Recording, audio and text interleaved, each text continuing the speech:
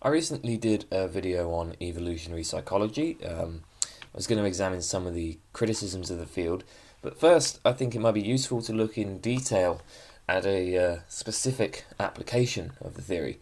So today we're going to examine the evolutionary theory of rape, which has been defended most famously by Randy Thornhill, Nancy Thornhill, and Craig Palmer.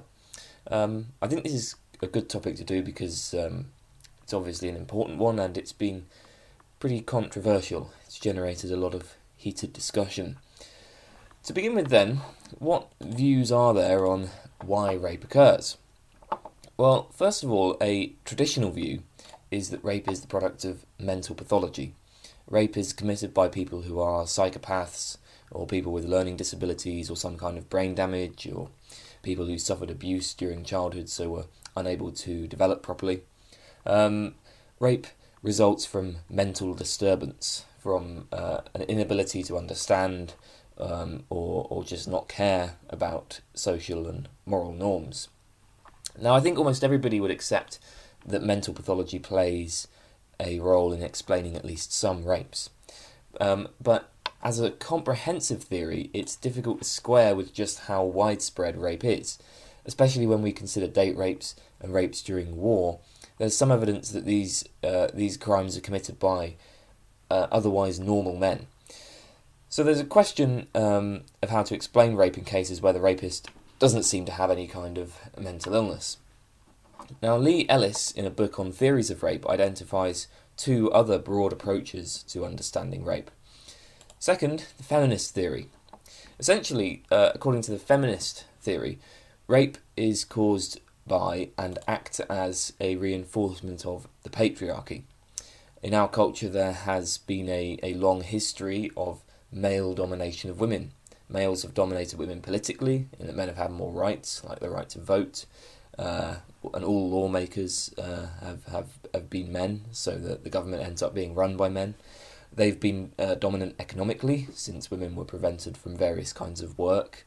Even today, in many fields, men far outnumber women. And socially and personally, in day-to-day life, men have had a higher status than women. Women were once considered to be essentially just the property of their husbands. So for millennia, women have been dehumanized and depressed in all areas of life. Now, according to the feminist theory, rape emerges from this context of male oppression of women. Obviously, in the modern world, women have made enormous strides towards equality, but a central claim of the feminist theory is that even today, although it might not be so obvious, women are still severely disadvantaged relative to men. Men still oppress women. The patriarchy still exists. The mechanisms are just more subtle. So, for instance, from birth, men and women are treated differently. Men are brought up to be dominant and assertive, whereas women are brought up to be more passive and to value tenderness and sensitivity and submissiveness. Women are no longer oppressed by explicit laws, but oppression continues through these subtler cultural mechanisms. So the feminist theory claims, first, that rape is caused by male oppression, and second, that it helps to perpetuate male oppression, generally by keeping women in a state of fear. You may have heard the slogan that rape is not about sex, it's about power. The feminist theory was probably the main influence on this sort of view. The feminist theory sees rape as being, in many ways, a kind of political act. Rapists are not motivated by sexual desire, instead rapists are motivated by violence, domination, control, power. Rapists use sex as a weapon to dominate and control women. So sex is merely the tool, it's not an end in itself. A very radical statement of the feminist theory was in Susan Brownmiller's book, Against Our Will, a very famous book in the literature on sexual violence. So Brownmiller says that rape is a process of intimidation by which all men keep all women in a state of fear. So this very clearly depicts rape as being a tool of the patriarchy. Rape is a tool that men use to keep women oppressed. Obviously, if women are in a state of fear, this is going to limit the things they do. They'll stick to the familiar and the comfortable. They'll stay in the kitchen and be good housewives. Third, the social learning theory. According to Ellis, this theory emerged from research which shows that repeated exposure to a stimulus makes people feel more positively about it. This is called the mere exposure effect. So if you look at a face repeatedly, you'll find that face more attractive. If you listen to a song many times, you'll start to like that song more. Obviously not if you had it on a constant loop or whatever, that would become annoying. But if you hear it on the radio a few times a week, your opinion of it will probably improve. I believe there's even a study which showed that people are more inclined to agree with arguments just because they've heard those arguments many times.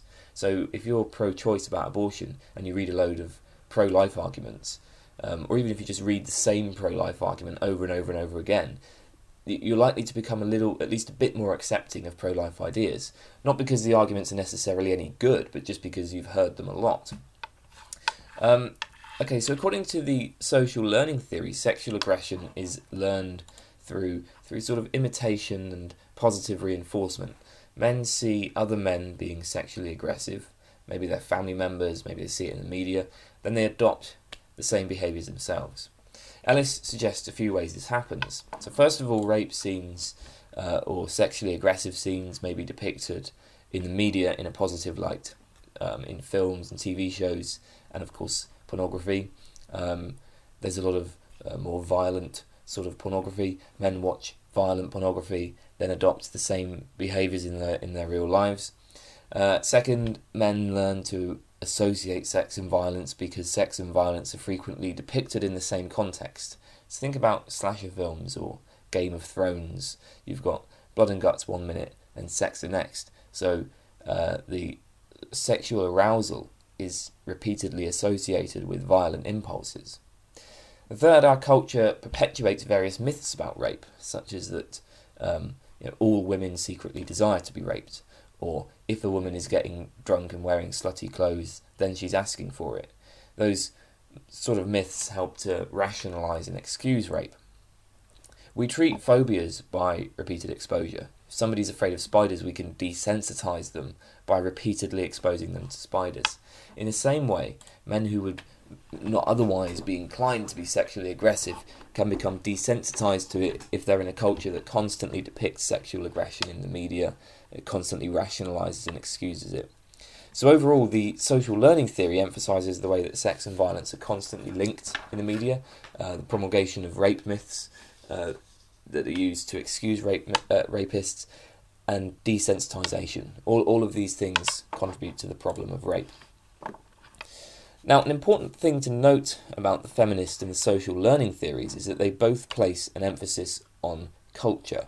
Rape is basically the result of cultural problems. For instance, the feminist theory sees it as resulting from the oppression of women in a patriarchy. So if you could topple the patriarchy, you'd also basically solve the problem of rape. As we'll see, this is one of the main differences between these theories and the evolutionary theory. The evolutionary theory sees rape as sort of, in a sense, being a human universal. Rape is something that is, in a sense, written in the genes. The feminist and social learning theories also see rape as fundamentally connected to violence and power. They place a lot of emphasis on the sort of violence and power as motivations. Again, the evolutionary theory downplays this aspect. I think it's fair to say that the majority of psychologists and sociologists accept something like the feminist theory or the social learning theory. The evolutionary theory has been pretty unpopular. So that's the sort of intellectual background. Right, the evolutionary theory of rape. Well, a central point here is that in our ancestral past, and actually I suppose even to this day, men and women faced different reproductive problems. Basically, reproduction is much easier for men. All a man needs to do to have offspring is have sex. A man could have sex, and then once the woman is pregnant, he could leave. His job is done. In principle, a man could have literally thousands of children. I think Genghis Khan had hundreds. Something like 1 billion people today are descended from him. So men can have many children with very little cost. For women, reproduction imposes much higher demands. Women have to go through pregnancy, which immediately removes her from the dating pool for 9 months. It also requires a lot of energy and is very dangerous, especially in ancestral environments before modern medicine. And of course, women usually end up being the ones who have to rear the children, since women are the ones who breastfeed. So women can only have a few children, and those children impose a significant cost on her. Now, this difference led to a big difference in the selective forces acting on men and women. Put simply, selection favours males who have sex promiscuously, whereas it favours females who are very choosy.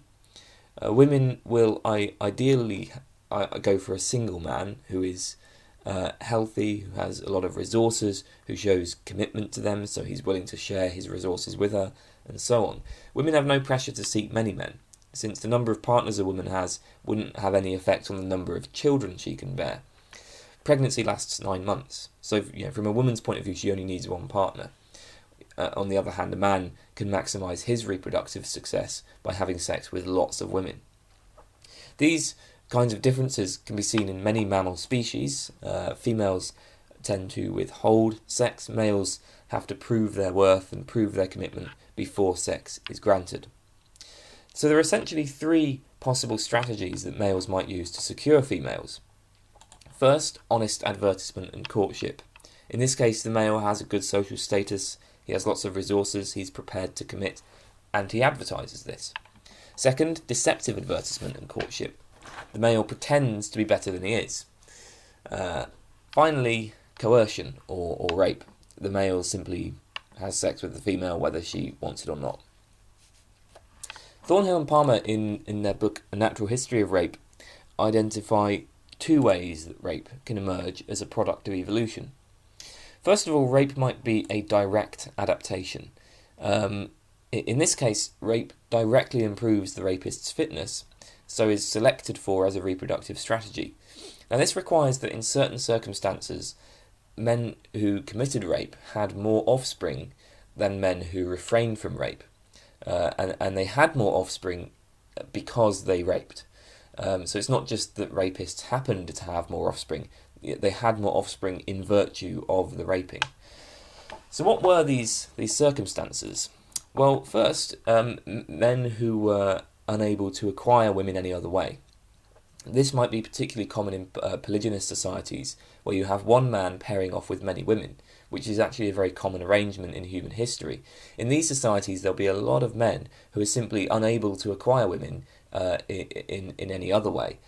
And even in monogamous societies, there are going to be some men who have nothing to offer, no power, no resources, no skills. They'll find it difficult to get women, so rape may have been an adaptive strategy. Second, where the woman is in a vulnerable position and the man is unlikely to be caught. In this case, the costs of rape would be low. The woman isn't likely to hurt the man by fighting back, and the man isn't likely to suffer reprisals. And third, maybe where the man is in a lot of danger anyway. So if you've just raided the neighbouring village, there's going to be a lot of violence, you might be killed, so maybe rape is the sort of last chance to spread your genes. Second, rape might be a byproduct of other adaptations. For instance, there might be a direct adaptation for promiscuous casual sex in men, plus an adaptation for male aggression, and also a sort of general tendency to use force to acquire things we desire. The result of traits such as these is that men will be prone to rape in certain circumstances. So in this case, rape itself might not have any adaptive benefit. Indeed, it might even be maladaptive. It might decrease the man's chances of survival and reproduction, but it can still be explained in evolutionary terms, right? It is plausible that rape actually reduces reproductive success. For instance, if rapists are reliably detected and harshly punished, then rape would reduce one's chance of survival, so that wouldn't be adaptive. But it may still be caused by traits that are adaptations. It may be a byproduct. Thornhill and Palmer regard both of these hypotheses as plausible. There's a concern here that's been pointed out by Jerry Coyne.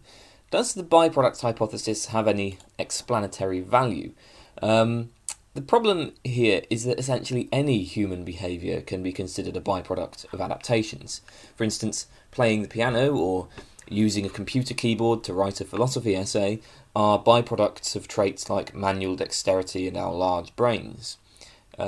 Humans evolved, right? So if a trait isn't an adaptation, if a trait hasn't been selected for itself, it must in one way or another be a byproduct of traits that have been selected for. So the concern here is that the byproduct theory of rape is completely trivial. It doesn't really tell us anything. One way to see this is to note that it's actually totally compatible with the feminist and social learning theories. If rape is a tool of the patriarchy, for instance, well, that's still a byproduct of adaptations. I mean, if there's a patriarchy, it didn't just pop out of nowhere. It must be connected in some sort of way with our evolutionary history. So I think there's a big problem with this second approach. The more interesting claim, I think, is that rape is an adaptation. Rape is a reproductive strategy that was directly selected for. We know that rape is a strategy used by males of other species. For instance, in the mallard duck, gang rape is very common. Mallards will generally go off in pairs to mate, but usually a lot of male mallards are left out. A lot of male mallards fail to get a female. Now, if these males encounter an isolated female, they'll gang up on her and rape her. I think something like 1/3 of all mallards are born as a result of these kinds of arrangements. And this has led to a very interesting arms race between the penis and vagina of the mallards. In order to protect themselves from rape, female mallards have evolved very long vaginas, which are sort of like mazes. They twist in all directions and have lots of dead ends. And this is to try to ensure that only if the female consents can the male achieve fertilization. But then the male penis has sort of also evolved to kind of match this. It's very long and winding so that it can try to navigate this maze. Randy Thornhill has done a lot of work on mating in scorpionflies. The male will either present gifts to the female to try to woo her, or he'll just rape her. Male scorpionflies have a feature called the notal organ, which is located on the top of their abdomens, and they use it as a kind of clamp to grab onto the female's wings to prevent her from escaping. And this feature seems to be an adaptation exclusively for rape. They don't use it for anything else. Closer on the phylogenetic tree to humans, rape among orangutans is also very common. About half of all copulations among orangutans are coerced. Now, there are two distinct morphological kinds of male orangutan. One form has cheek flangers, basically has big cheeks that gives their faces a circular appearance. These orangutans are very large, heavy, slow, and they tend to be solitary, intolerant of other males. Now, among these orangutans, rape is quite rare. The other form doesn't have cheek flangers. They're smaller, faster, they tend to travel with other males in bands. Generally speaking, males with flangers are able to find willing females, but rape is very commonly practiced by males without flangers. So it seems as though it's almost like there's sexual selection for one form. You know, females prefer one form, the form with flangers, and the other form is sustaining itself through rape. Now, obviously, none of this proves that rape is an adaptation in humans. After all, there are plenty of species where rape hasn't been observed. But it does show that, in principle, species can develop the adaptation for rape. So it's an empirical question whether or not this adaptation has developed in humans. Evidently, humans don't have the kinds of morphological adaptations that we sometimes see in other species. Instead, the suggestion is that rape is a psychological module. Recall in the last video on evolutionary psychology, we discussed how, according to the evolutionary psychologists, the mind is composed of thousands of very specific modules, such as the cheater detection module. The idea is that just as people have a psychological module for detecting cheaters, men have a psychological module that makes them prone to rape, at least in certain circumstances. We've already pointed out those circumstances. So this module is likely to be activated where men can't get women any other way, where the costs of rape are likely to be low, and where the man's life might be in danger anyway, so that rape becomes a kind of last chance to spread the genes. In circumstances like those, we might expect this psychological module to be activated. Okay, so we need to clear up a few potential misunderstandings of the theory. First of all, this is not genetic determinism. This is not the claim that some men are genetically bound to rape, so that there's nothing we can do to stop them. All evolutionary psychologists accept that behaviour is a result of interaction between genes and environment. Your behaviours will be very different depending on the environment you're raised in. There's no scientific debate about that whatsoever. Instead, the claim is that men have evolved psychological modules which in certain circumstances make them prone to rape. And in certain circumstances and given a certain life history, make them prone to rape. These modules are species typical. All men share them. Obviously, not all men go out and rape people. The difference between men in this respect is largely a matter of environmental differences in their upbringing. It's just like aggression. Men in general are more aggressive than women in general, and there are evolutionary reasons for this, so says the evolutionary psychologist. But obviously the claim isn't that every man is aggressive. Second, this is not a justification for rape. Evolution isn't normative. Just because something has evolved doesn't mean that it's good. Everyone agrees that rape is bad. This theory is trying to explain rape, it's not trying to excuse it. Indeed, what evolutionary theorists of rape will emphasise is that a proper understanding of rape will help us develop methods to prevent it. Once we understand correctly what causes rape, we'll be better able to stop it. Third, we have to keep in mind the distinction between proximate and ultimate causes. The evolutionary theory says that rape exists today because it promoted reproduction in the past, or at least it's a byproduct of traits that promoted reproduction in the past. That's the ultimate cause of rape as an adaptation.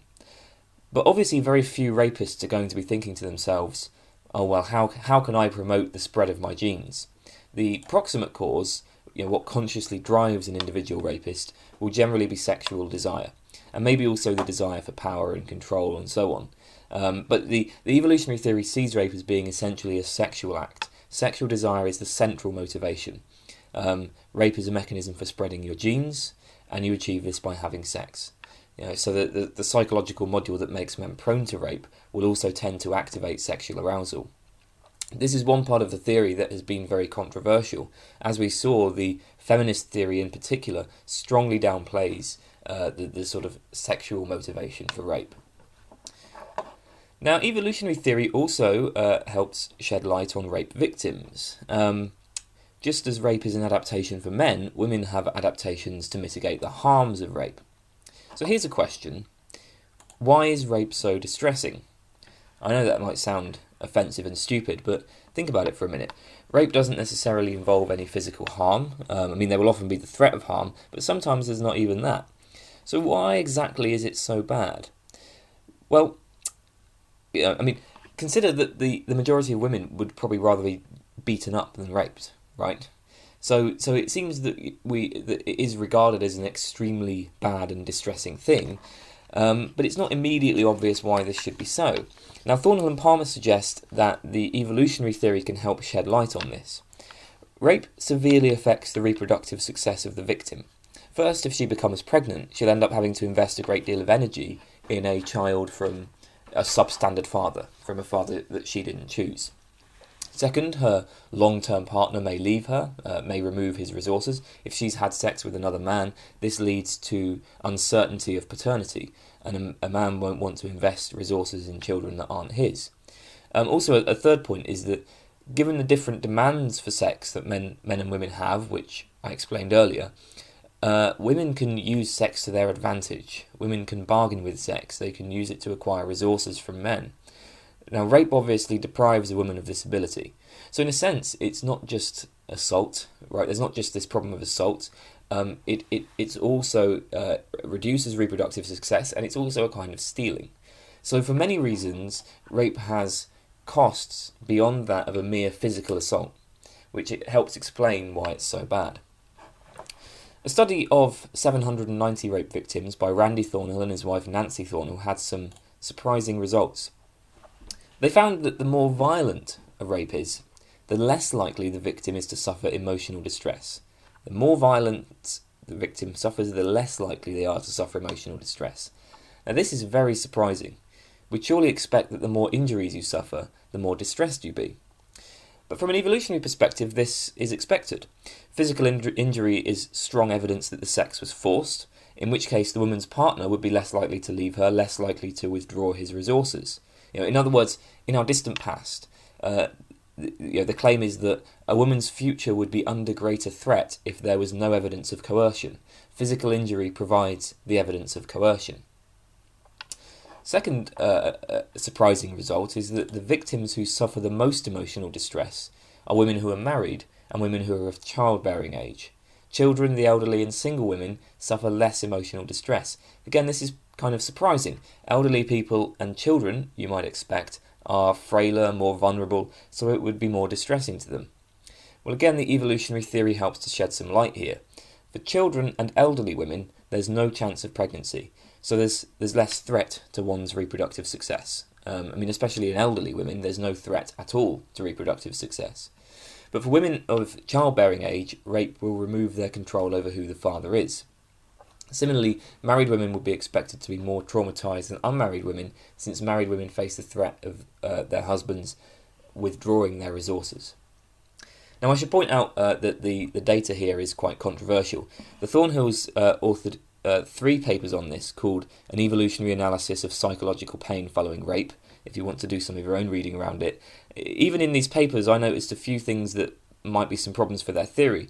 So in the second paper, they analysed differences in psychological pain depending on whether the rape is committed by a stranger, a friend, or a family member. And they say, and I quote, "The results indicated clearly that for our sample, stranger rape is by far the most, and rape by a family member the least psychologically traumatising, and this pattern is not confounded by victim age. This result is quite difficult to understand from an evolutionary point of view, because a child born of incestuous rape is far more likely to have genetic defects than a child born of stranger rape. So in terms of evolutionary fitness, you're better off being raped by a stranger." The evolutionary theory would predict that the incestuous rape is more psychologically traumatising. So I think there's quite a lot of debate to be had about the evidence here, but there is some evidence, at least, that we can apply the evolutionary perspective to rape victims to help understand sort of patterns of psychological pain. So that's the evolutionary theory of rape. We will look at some problems. There are many problems for it. Many criticisms have been raised. We'll do that in the next video. Thanks for watching.